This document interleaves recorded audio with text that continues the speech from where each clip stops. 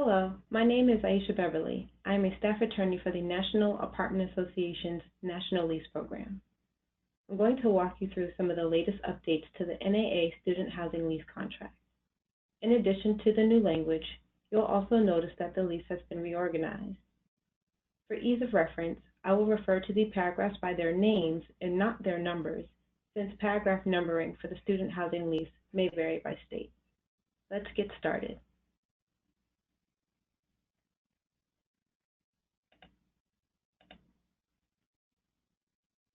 The first change you'll see is in the apartment paragraph.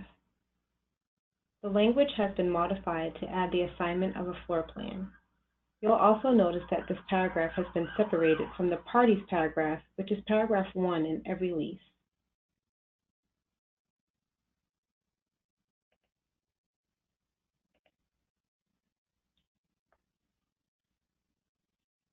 Exclusive use and joint use areas.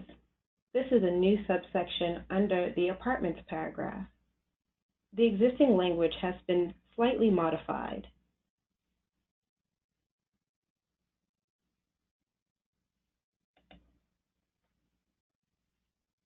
We've also revised the co-residence and occupants paragraph. The language under this paragraph has been revised to define persons allowed in the bedroom and persons allowed in the apartment. There are also 3 new subsections under the co-residence and apartments paragraph. The first new subsection under co-residence and occupants paragraph is the guest subsection. This paragraph outlines the responsibilities a tenant has over his or her guests. The next subsection is the disclaimer. This paragraph informs the tenant that the landlord makes no representations as to the identity, background, or suitability of any co-resident. Finally, the rooming house paragraph informs the tenant that the apartment shall not be deemed a rooming house.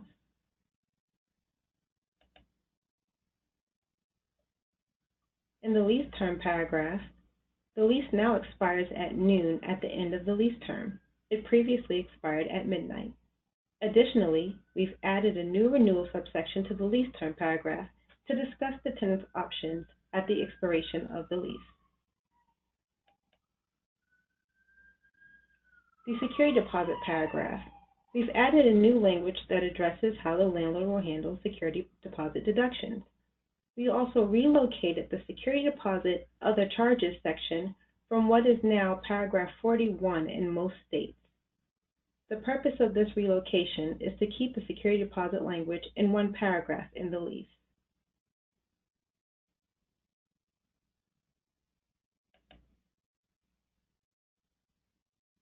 We've added a new paragraph for individual liability for late charges and damages. This new language is added to make the tenant individually responsible for late fees on his or her share of the rent and other obligations, as well as individually liable for damage solely caused by that tenant. We also added language for joint and several liability for other amounts due. This language would make each tenant jointly and severally liable with other co-residents for lease obligations related to joint use areas and for damage that was not caused by a specific resident. The landlord would have sole discretion to make this determination.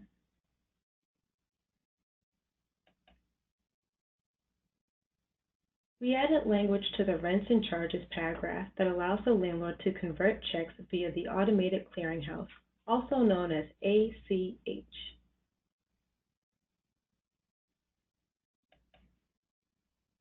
This new paragraph in your lease will be a chart called Allocations and Exclusive Use Areas.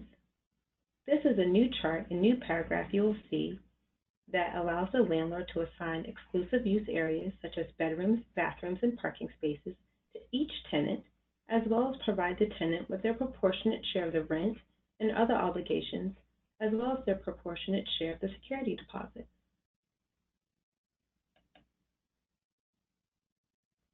New subsections have been added under the default by resident paragraph as well. The first new subsection is lease renewal when a breach or default has occurred. This language states that if a tenant has committed a breach under their existing lease and a subsequent lease or renewal lease has been signed, the landlord, in his or her sole discretion, may terminate that subsequent lease. Landlord remedies is the second new subsection under this paragraph. This new subsection states that a landlord may remove a defaulting tenant if that particular tenant fails to pay amounts due under the lease or otherwise breaches the lease.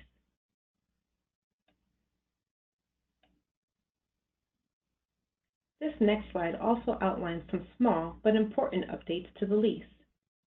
We removed the death of a sole resident language where permissible. We also made a minor edit to the request, repairs, and malfunctions paragraph that allows for online reporting of issues through an online portal if applicable. We also added language to the animals paragraph that allows tenants, guests, and occupants to have assistance animals.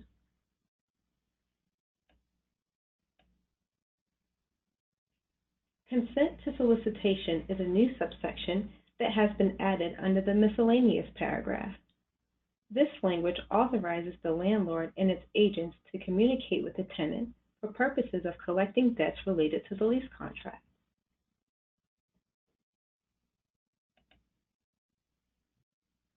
Move-out notice, or move-out procedures in some states, this paragraph has been revised to make the language clearer.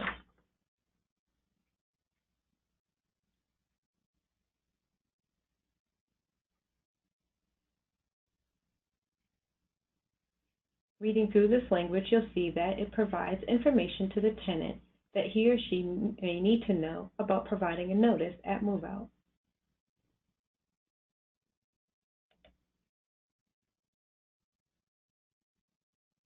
We've also added a new severability paragraph. This provision states that if parts of the lease contract are held to be illegal or otherwise enforceable, the remainder of the lease contract should still apply.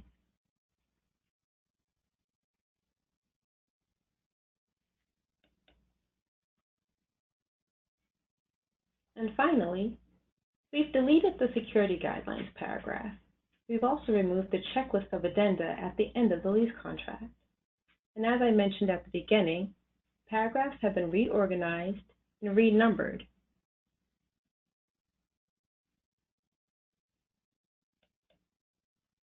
Should you have any questions or comments about the information presented in this webinar, please contact myself, Ayiesha Beverly, Warren Kelly, or Scot Haislip.